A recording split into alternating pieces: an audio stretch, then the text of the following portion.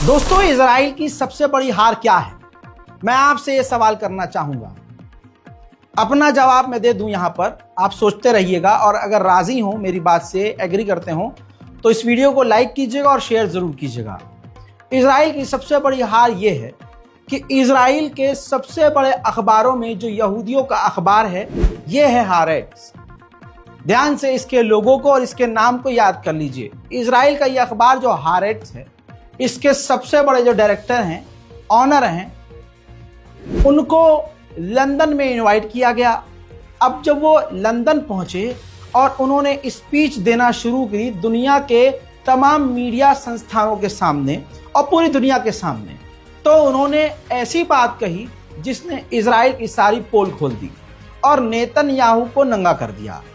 हारेट्स के director, Israel के सबसे बड़े अखबार के डायरेक्टर, हारेट्स के डायरेक्टर ने स्पीच देते हुए, जो स्पीच में आज आपको जरूर दिखाऊंगा, और आपको अगर फिलिस्तीनियों से प्यार है तो कसम है आपको शेयर जरूर कीजिएगा, ताकि दुनिया देखे जो इजरायलियों को सपोर्ट कर रहे हैं, इजराइल के नरसंहार को सपोर्ट कर रहे हैं, उनकी आत्मा उन्हीं को गाली बके कि तुम इसको सपोर्ट कर रहे हो।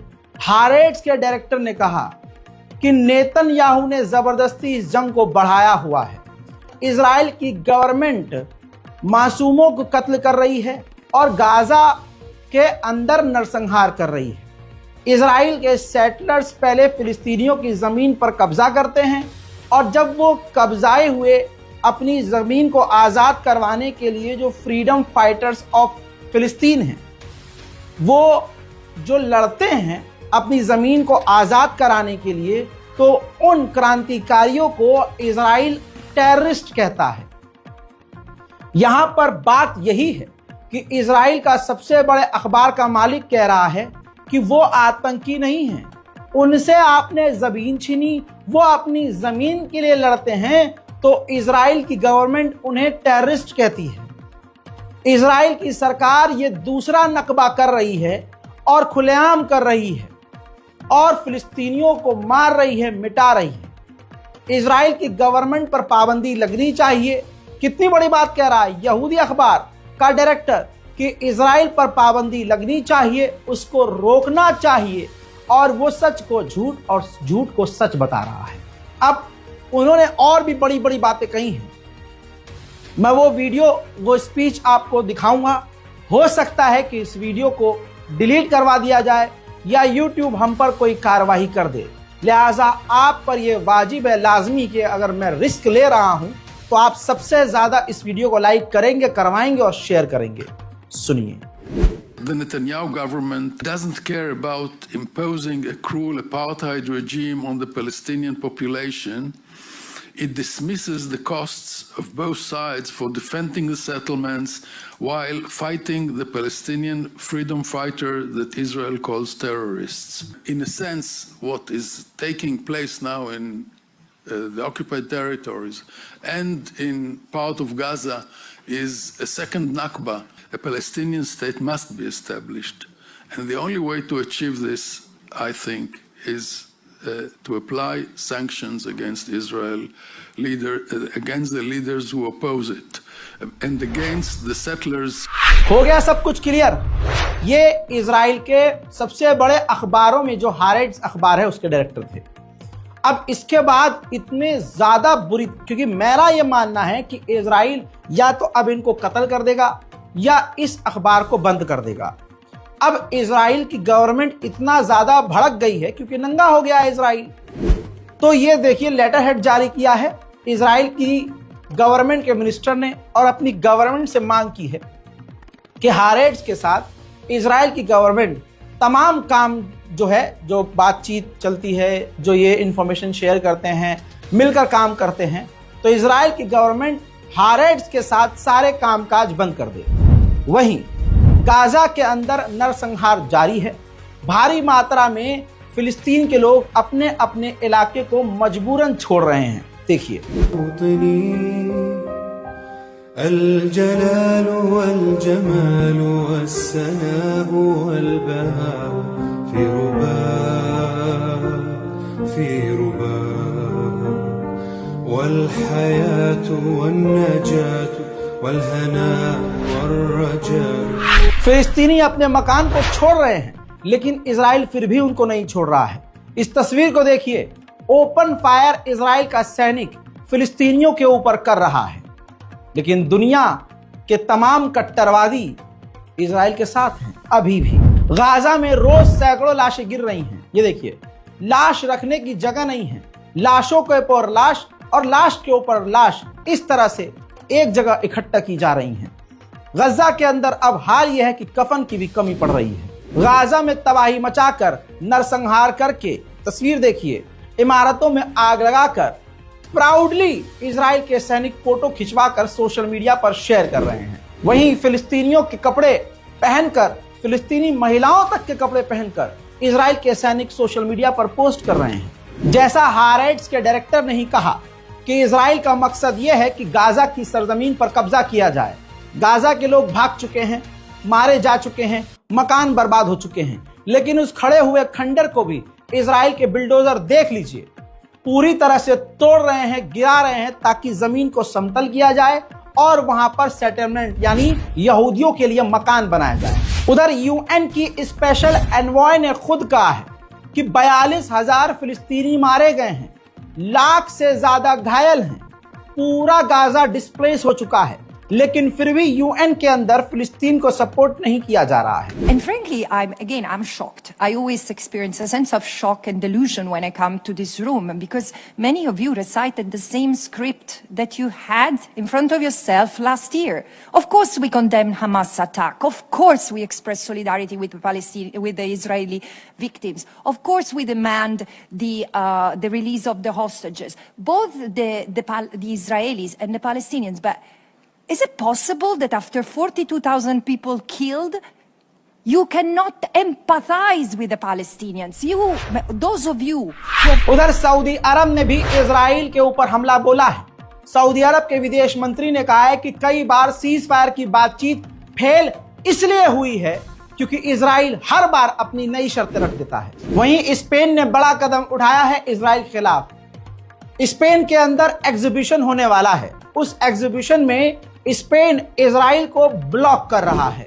उधर तुर्की भी एक बड़ा कदम इजराइल के खिलाफ उठाने की तैयारी कर रहा है। तुर्की एक इवेंट करेगा लाइज ऑफ इजराइल के नाम से, यानी इजराइल के झूठ। उसके अंदर सबूत के आधार पर, डॉक्यूमेंटेशन के आधार पर इजराइल के तमाम झूठ पर से पर्दा उठाएगा और दुनिया के सामने इजराइल को नंगा करके दिखाएगा। उधर अरब देशों की ही गद्दारी की वजह से आज फिलिस्तीन का यह हाल है। ये जरा मलबा जो आप ड्रोन का देख रहे हैं और जो आग लगी हुई है, ये इराक की तरफ से इजराइल पर ड्रोन दागा गया था। जॉर्डन ने उस इराकी ड्रोन को जो इजराइल की टेरिटरी में जा रहा था मार कर गिरा दिया है।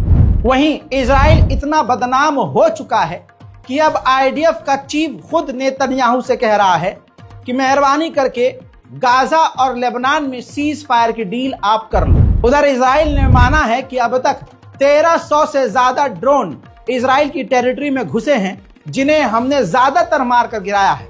लेकिन हकीकत यह है कि ज्यादातर इजराइल की टेरिटरी में ये ड्रोन हिट हुए हैं, जिससे इजराइल में भारी तबाही मची है और उनमें से कुछ तबाहियों की तस्वीरें मैं आपको रोज दिखाता हूं। वहीं इजराइल के ऊपर रोज भारी मात्रा में मिसाइलें भी दागी जा रही हैं। ऐसे में इजराइल के डिफेंस सिस्टम बड़ी मुश्किल से उन रॉकेटों और मिसाइलों को रोक रहे हैं, मोटा पैसा खर्च करके, जैसे ये।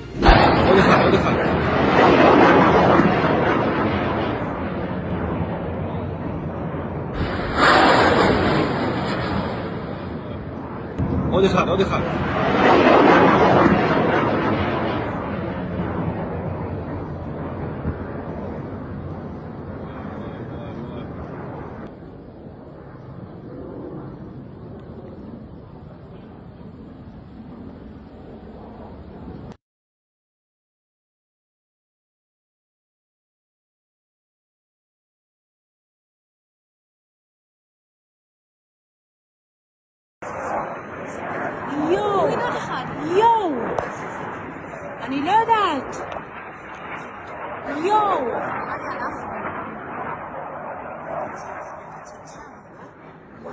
כן, כן.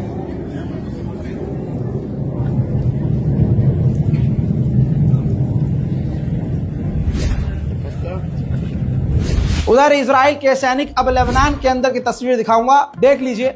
इजराइल के सैनिक लेबनान के जो पुल हैं, ब्रिज हैं, मकान हैं, इलाके हैं, सबको बम लगाकर उड़ा रहे हैं और खुद वीडियो रिकॉर्ड करके दुनिया को दिखा रहे हैं। इसके अलावा मैं आपको एक और सबूत दूंगा, ये देखिए।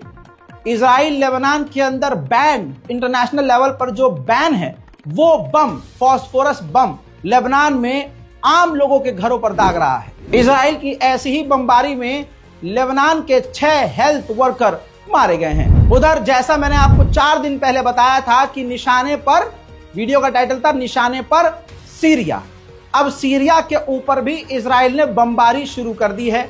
यह देखिए, ताजा तरीन बमबारी के फुटेज मैं आपको दिखा रहा हूं। खौफनाक एयर स्ट्राइक सीरिया में भी इजराइल ने की है और इसी एयर स्ट्राइक में 10 सीरियन लोगों के मारे जाने की खबर है।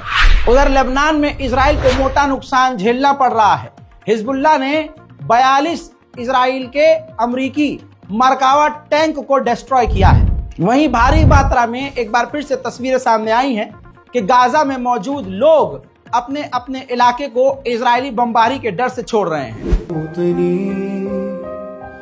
الجلال والجمال والسناء والبهاء في رباء والحياة والنجاة والهناء والرجاء। उधर फिलिस्तीन के नरसंहार में 43,204 लोगों की मौत हो चुकी है और दुनिया खामोश है। हजरात मोहतरम, सोच के देखिए, जहां बड़े बड़े देश जो नॉन मुस्लिम हैं, उन्होंने इजराइल को हथियार देने वाले समुद्री जहाजों को अपना रास्ता नहीं दिया है, लेकिन मुस्लिम देश दे रहा है।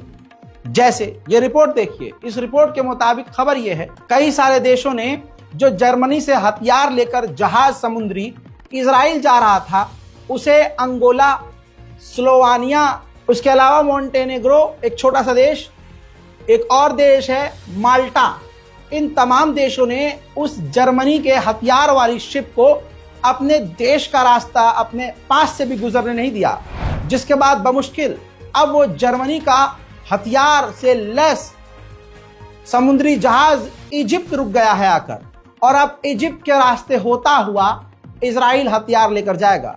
तो इजिप्ट का हरामीपन भी आप देख रहे हैं। मैंने सऊदी अरब के बारे में एक स्पेशल रिपोर्ट आज पोस्ट की है। उसके अंदर मैंने कहा था कि मुझे फिर भी सऊदी अरब पर भरोसा नहीं है, और वो देखिए बात 10 घंटे के अंदर सच हो गई। सऊदी अरब ने कहा कि जो प्रपोजल डील के लिए अमेरिका ने हमें दी है, उसमें इजराइल को लेकर ज्यादा कनेक्शन नहीं है, इस वजह से हम अमेरिका से कई डील कर सकते हैं। है ना, रंग दिखाना शुरू कर दिया ना सऊदी अरब ने। इसीलिए खबर को खबर की तरह मैं बता देता हूं, लेकिन अपना पर्सनल ओपिनियन भी मैं जरूर रखता हूं कि मुझे सऊदी अरब पर भरोसा नहीं। अब जर्मनी की सरकार भले ही इजराइल के साथ हो, लेकिन जर्मनी में अभी भी अच्छे लोग हैं। जर्मनी के वकीलों के एक पैनल ने जर्मनी के कोर्ट से कहा है कि जर्मन की जो हमारी गवर्नमेंट इजराइल को भर भर कर हथियार दे रही है, आपको हमारी गवर्नमेंट को रोकना होगा। लेकिन पहले से बता रहा हूं, ऐसी अपील जर्मनी के कोर्ट में पहले भी दाखिल की गई है और जर्मनी की कोर्ट ने ऐसी अपीलों को रिजेक्ट किया है। उधर फ्रांस के पॉलिटिशियन अपनी हैवानियत दिखाते हुए एक ऐसा कानून फ्रांस के अंदर लाने वाले हैं जो पास अगर हो जाता है तो होगा ये कि फ्रांस के अंदर कोई भी अगर इजराइल के खिलाफ बोलेगा तो उसके खिलाफ कार्रवाई है। वहीं कुछ तो शर्म यूरोपीय यूनियन के काउंसिल चीफ ने की। यूरोपीय यूनियन की तरफ से यूरोपियन काउंसिल ने धमकी दी है इजराइल को कि अगर आपने UNRWA से पाबंदी पूरी तरह से नहीं हटाई और UNRWA को काम करने नहीं दिया, तो यूरोपीय यूनियन की जो आपके साथ ट्रेड डील है वो खतरे में पड़ जाएगी। मेरे दोस्तों, गाजा को इजराइल ने बर्बाद कर दिया है। सैटेलाइट के कुछ गांव की तस्वीर बिफोर और आफ्टर के साथ दिखा रहा हूं। देखिए, ये पहला गांव है। लेफ्ट साइड आप देखिए गांव की बसावट और गांव की हरियाली। उस गांव का इजराइल ने राइट साइड देखिए, सैटेलाइट इमेज है तबाही के बाद क्या हाल किया है। ऐसे ही ये दूसरी तस्वीर है, गांव की बसावट और हरियाली, और उसके बाद इजराइल ने किस तरह से गांव को मिटा दिया है, तबाही दिख रही है। इसके बाद एक तीसरा बहुत भरा हुआ, एक जिसमें आबादी बहुत ज्यादा थी, तमाम घरों को देखिए साफ सुथरे नजर आ रहे हैं, लेकिन अब वहां पर सिर्फ मलबा और तबाही नजर आ रही है। इजराइल ने पूरी तरह से लेबनान को बर्बाद कर दिया है। लेबनीज स्पेशल रिपोर्ट में फिलहाल के लिए इतना ही। मिडिल ईस्ट से तमाम बड़ी जानकारियां मैंने आपको दी हैं। आप पर वाजिब है कि इस वीडियो को तमाम उम्मत मुस्लिमा से शेयर करें ताकि हम सबको पता हो कि मिडिल ईस्ट में मुसलमानों के साथ क्या हो रहा है। हालांकि भारत में भी कुछ अच्छा नहीं हो रहा है मुसलमानों के साथ, लेकिन क्योंकि हम मुसलमान हैं तो हमें पता होना चाहिए कि पूरे दुनिया में कहां कहां जुल्म हो रहा है। ये तो अलग बात है कि भारत के मुसलमान अपने ऊपर हो रहे जुल्म के ऊपर तक नहीं बोलते, अपने ऊपर के लिए नहीं बोल रहे हैं, लेकिन गाजा और फिलिस्तीन के लिए तो बोलिए। इस रिपोर्ट को शेयर कीजिए, दुआओं में याद रखिए और दुआ कीजिए कि पूरी दुनिया में शांति और अमन आए और पूरी दुनिया में जो तबाही और जंग चल रही है वो खत्म हो जाए। मैं हूं रजा और आप देख रहे थे रजाग्राफी अनस्क्रिप्टेड। जय हिंद।